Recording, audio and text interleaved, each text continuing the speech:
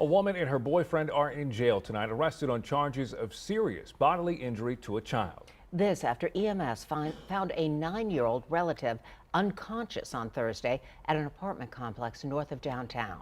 Eyewitness News reporter Vanessa Croy is live at police headquarters. Vanessa, the little girl was found malnourished and a victim of severe abuse. Well, Deb and Aaron, that's right. A police affidavit describes the horrific abuse that little girl had to endure. Police say when they found her, she weighed just over 35 pounds. Doctors say that's the average weight of a 3 or 4-year-old child, not a 9-year-old. And we do want to warn our viewers, the details of this case are disturbing.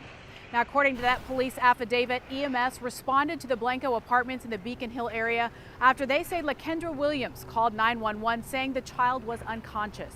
When EMS crews arrived, they found the girl to be extremely emaciated and called police saying they believe the girl was a victim of neglect. The girl was taken to the hospital where she told doctors about the abuse.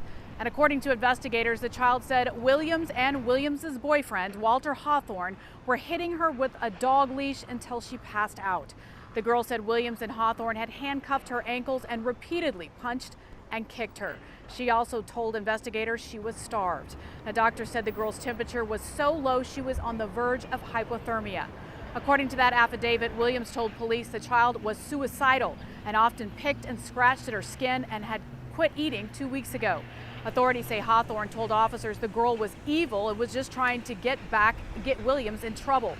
30-year-old Williams and 34-year-old Hawthorne were both arrested and charged with serious bodily injury to a child by omission.